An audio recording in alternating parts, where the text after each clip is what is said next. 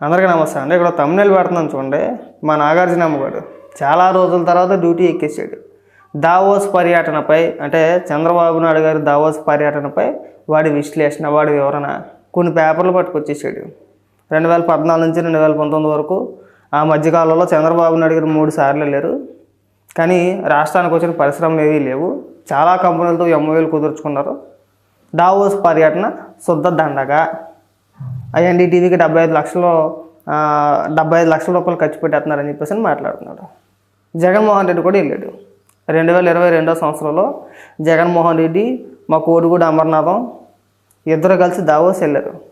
Davos వెళ్తానికి దానికి ఖర్చు కొన్ని 100 కోట్ల రూపాయలు. కేవలం టైమ్స్ ఆఫ్ ఇండియాకే 8 కోట్ల రూపాయలు ఖర్చు పెట్టారు. ఇంకా ఇతరత్ర మన సాక్షికి కావచ్చు, లేదంటే ప్రత్యేక విమానానికి కావచ్చు, మామూలు ఖర్చు పెట్టలా కొన్ని 100 కోట్ల రూపాయలు ఖర్చు పెట్టారు.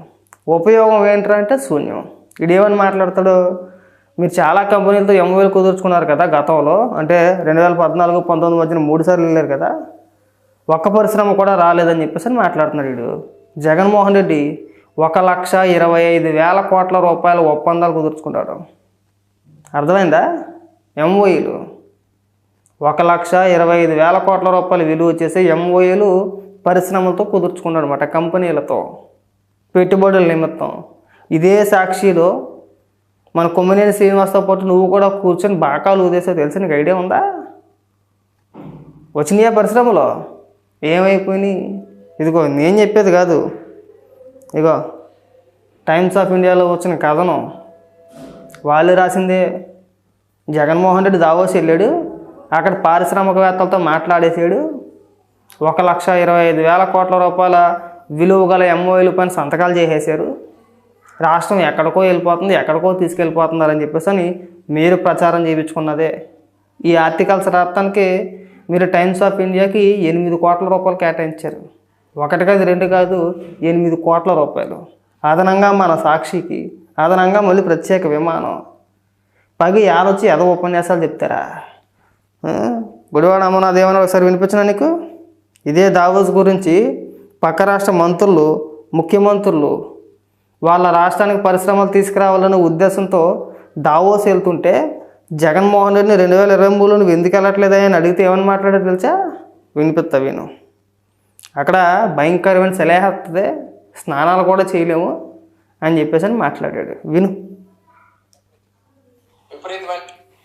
సహజంగా ఈ సందర్భంలో అంటే ఈ సమయంలో దావోస్ లో -5, -10 డిగ్రీలు నడుస్తూ ఉంటది టెంపరేచర్. అవును, విపరీతమైన చలి ఉంటది. సాధారణంగా చలిలో ఉంటే ఎవరైనా స్నానం చేస్తామా? వయసు అయిపోయింది ఎదవలకి, వీళ్ళకి వయసు అయిపోయింది. ముసలినా కొడుకులు వీళ్ళందరూ కూడా ఇరా. పక్క రాష్ట్ర మంత్రులు వెళ్ళారు, ముఖ్యమంత్రులు వెళ్ళారు, అన్ని రాష్ట్రాల నుంచి ఆయా దానికి సంబంధించిన మంత్రులు, ముఖ్యమంత్రులు అందరూ వెళ్ళారు, అన్ని రాష్ట్రాల నుంచి వెళ్ళారు. మీరు ఎందుకు వెళ్ళట్లేదురా అని అడిగితే సలహేస్తుంది, భయంకరమైన సలహేస్తుంది. ఎక్కడైతే ఎచ్చచ్చగా వేడివేడిగా ఉంటుంది, మాకు దుప్పటి కప్పుకొని మేము పడుకుంటాము, రాష్ట్రం ఎలా పోయినా పర్వాలేదు, రాష్ట్రంలో ఉన్న ప్రజలు ఎలా పోయినా పర్వాలేదు అని చెప్పేసి వీళ్ళు చెప్పుకొచ్చిన ఉపన్యాసాలు. ఇవాళ సిగ్గు లేకుండా సాక్షిలో కూర్చుని దావోస్ పర్యటన పైన కూడా విషయం కక్కేయడమే. అసలు ఉపయోగం లేదు, వెళ్ళినా శుద్ధ దండగా అని చెప్పేసి అని. బాబు మీకు ఉండే తిరిగితే ఎవరికి లేవు అనుకుంటారో, లేదంటే మీరే మేధావులు అనుకుంటారో మాకు అర్థం కాదు. మన దేశం నుంచి అన్ని రాష్ట్రాల మంత్రులు వెళ్తారు. మనమే కాదు, మనతో పాటు పక్క రాష్ట్రం తెలంగాణ నుంచి వెళ్తారు, తమిళనాడు నుంచి వెళ్తారు, కర్ణాటక నుంచి వెళ్తారు, మహారాష్ట్ర నుంచి వెళ్తారు, అందరూ వెళ్తారు. మనమే ఎగడనేసాం. మనం 5 ఏళ్ళు పరిపాలనతో ఒకే ఒక్కసారి వెళ్ళాం. తర్వాత ఎందుకు వెళ్ళదు అంటే చెప్పాను కదా, సలహేస్తుంది అన్నారు వాళ్ళు. అక్కడికి వెళ్తే సలహేస్తుంది, అక్కడికి వెళ్తే మేము స్నానాలు కూడా చేయలేము, ఎక్కడైతే మా కొంపలో నీళ్ళు ఇట్టేస్తారు బకెట్తోటి వెళ్ళి చేస్తాము, మరీ అంతగా సలహెత్తే మంచం ఎక్కేసి దుప్పటి ముసుకేసుకుని పడుకుంటాం అని చెప్పేసి మాట్లాడారు. 5 ఏళ్లలో ఒక్క పరిశ్రమ తీసుకురాలా, పట్టుమని 10 మందికి ఉద్యోగ అవకాశాలు కల్పించలా. పైగా ఏమని మాట్లాడతాడంటే ఎంత విచిత్రం అంటే, ఇన్కమ్ ట్యాక్స్ రిటర్న్ ఫైల్ చేసే వాళ్ళందరికీ కూడా ఉద్యోగాలు జగన్మోహన్ రెడ్డి కల్పించేసాడంట. గతంలో 14 నుంచి 19 వరకు దాదాపు 3 లక్షల మంది 4 లక్షల మంది ఉంటే ఇన్కమ్ ట్యాక్స్ రిటర్న్స్ ఫైల్ చేసేవాళ్ళు, ఈ మధ్యకాలంలో ఒక 15 లక్షలకు 16 లక్షల మందికి వెళ్ళిందంట. ఆ సంఖ్య పెరిగిందంట. దానికి గల కారణం జగన్మోహన్ రెడ్డి అంట. ఏమన్నా బుర్రని ఏమన్నా మాట్లాడుతున్నారా? మనుషులుగా మాట్లాడుతున్నారా? ఇటు ప్రతి దాని మీద విషయం చెప్పేయడమే.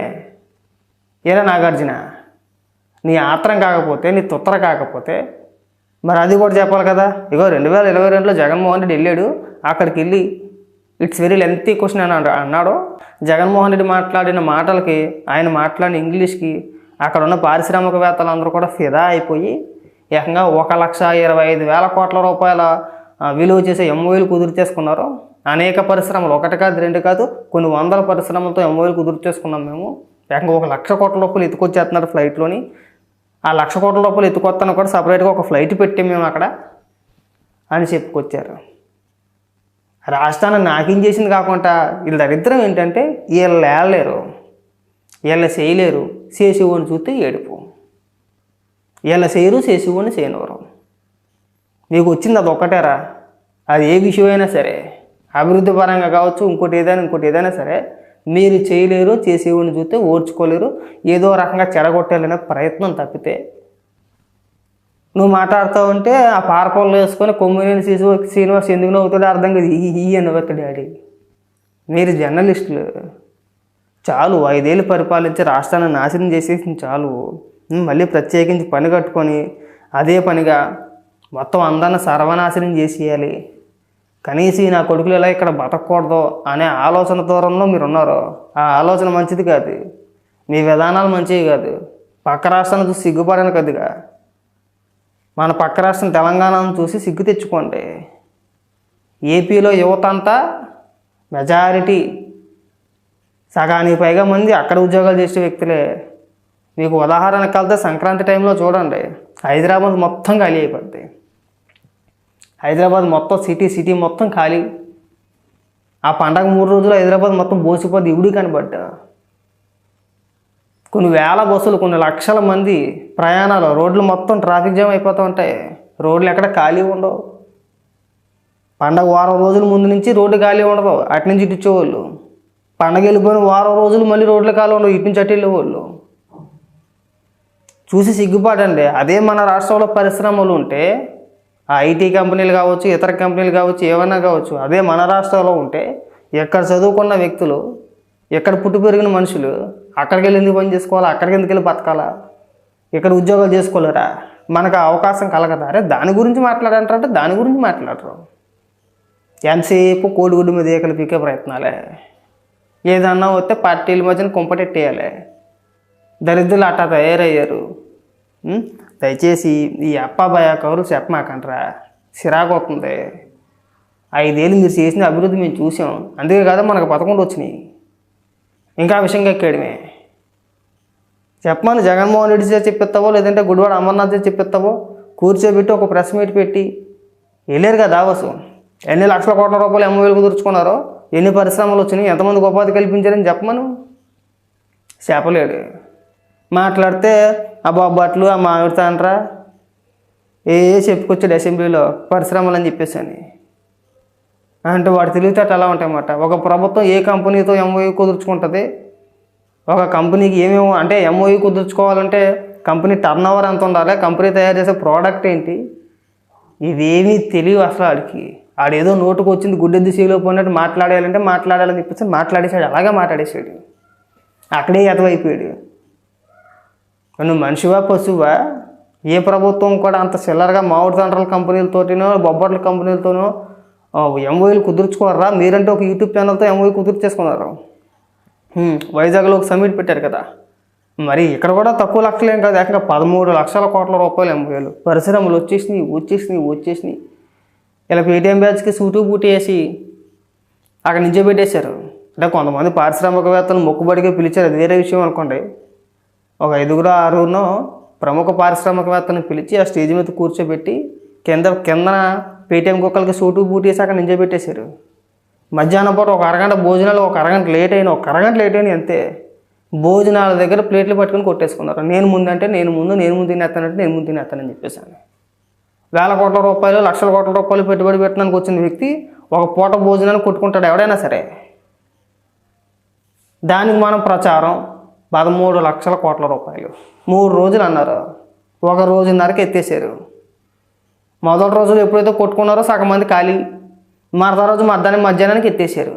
దాని ప్రచార నిమిత్తం మన సాక్షికి కేటాయించింది కొన్ని 100 కోట్ల రూపాయలు.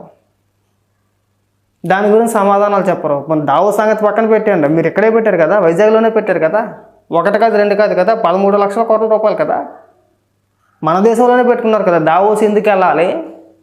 పరిశ్రమలు తీసుకురావాలంటే దావోసే వెళ్ళవసరం లేదు. మేము దావోస్ని ఇక్కడికి తెప్పించేస్తాం, గుడివాడ అమర్నాథ్ అన్నమాట. మేము దావోస్ని ఇక్కడికి తెప్పించేస్తాం, ఇక్కడే పరిశ్రమలు తీసుకొస్తాం. మేము ఒక సమ్మిట్ పెట్టామంటే జగన్మోహన్ రెడ్డి క్రెడిబిలిటీని చూసి, జగన్మోహన్ రెడ్డి టాలెంట్ని చూసి అక్కడ పరిశ్రమలు అందరూ కూడా ఇక్కడికి వచ్చేస్తారు. పారిశ్రామికవేత్తలు పరిగెత్తుకొని చెంగుమని ఎగురుకుంటూ వచ్చేస్తారు ఇక్కడికి. వచ్చేసి జగన్మోహన్ రెడ్డి గారు చెప్పండి, మీరు ఎక్కడ పరిశ్రమ పెట్టమంటే అక్కడ పరిశ్రమ పెట్టేస్తాం మేము. అవసరమైతే ఒక 10,000 మందికి ఉద్యోగాలు కాకుంటే ఇంకో 10,000 మందిని ఖాళీగా కూర్చోబెట్టైనా సరే, మీరున్నారు కాబట్టి ఎలాగా ఇక్కడ పని 10,000 మందికి ఉంటే ఇంకో 10,000 మందికి కావాలి కూర్చోబెట్టి జీతాలు ఇచ్చేస్తాం మేము. వీళ్ళు చెప్పిన మాటలు అలాగే ఉన్నాయి. ఆ 13 లక్షల కోట్లు అయిపోయినాయి. దావోస్ వెళ్ళారు, అదొక 1,50,000 కోట్లు, అది పోయింది. ఏమైపోయింది మరి? ఇన్ని లక్షల కోట్ల రూపాయలు MOUలు కుదురు చేసుకున్నారు కదా మీరు. ఏ పరిశ్రమలు వచ్చినాయి? ఏ పరిశ్రమలకి మీరు ఎంతెంత స్థలం కేటాయించారు? ఎక్కడ కేటాయించారు? ఆ పరిశ్రమ ఏంటి అసలు? నిర్మాణ దశలో ఉన్నాయా? అసలు రాష్ట్రంలోకి వచ్చినాయా? అది ఏ దశలో ఉన్నాయని ఏ రోజైనా చెప్పగలిగారా? మీరు దిగిపోయే లోపు మనం చెప్పలేకపోయాం. చెప్పడానికి మనకు చేతకాల, ఎందుకంటే శూన్యం, అక్కడ ఏమీ లేదు. అక్కడ ప్రచార ఆర్భాటం తప్పితే మనం తీసుకొచ్చింది ఏదైనా ఉందా? తీసుకొచ్చింది ఏదైనా ఉంటే ప్రచారం చేద్దురేమో, తీసుకొచ్చింది ఏదీ లేదు. అది కాకపోగా పైగా ఇప్పుడు ఏదైనా పరిశ్రమలు వస్తుంటే అది మా హయాంలో వచ్చింది, మేమే తీసుకొచ్చాము. మీ హయాంలో తీసుకొచ్చి ఉంటే మీరు అధికారంలో ఉన్నప్పుడు చెప్పుకోవాలి, చెప్పాల్సింది. కనీసం ఎన్నికల ప్రచారంలోనే చెప్పుకోవాల్సింది. చెప్పుకోలేదు కదా. మీరు కల్పించేసిన ఉద్యోగాలు ఏంటంటే వాలంటీర్లు అన్నాడు, సచివాలయ ఉద్యోగులు అన్నారు. జీతాలు ఎంతంటే నెలకు 5,000 రూపాయలు అన్నారు.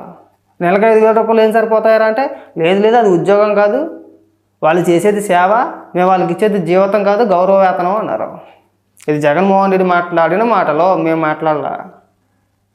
మీరు వాలంటీర్ని ఉద్యోగులుగా మీరు అనుకోవచ్చేమో, కానీ జగన్మోహన్ రెడ్డి చెప్పే డైరెక్ట్గా వాలంటీర్లు ఎవరో కూడా ఉద్యోగస్తులు కాదు, సేవకులు మాత్రమే.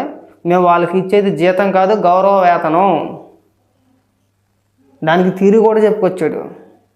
ప్రజలకు సేవ చేయాలనే మంచి మనసుతో మన కార్యకర్తలు 2,30,000 మంది స్వచ్ఛందంగా ప్రజలకు సేవ చేయడానికి వచ్చారు. మేము వాళ్ళనే వాలంటీర్లుగా నియమించాము. వాళ్ళ సేవకు గుర్తింపుగా మేము వాళ్ళకి గౌరవ వేతనం 5,000 రూపాయలు కేటాయిస్తున్నామని చెప్పేసి జగన్మోహన్ రెడ్డి మాట్లాడిన మాటలు. ఇవాళ ప్రతి యాదవ డెబేట్లో కూర్చొని మేము వాలంటీర్లకి 2,30,000 ఉద్యోగాలు ఇచ్చేసామంటాడు. ఉద్యోగాలు కానే కదా అసలు.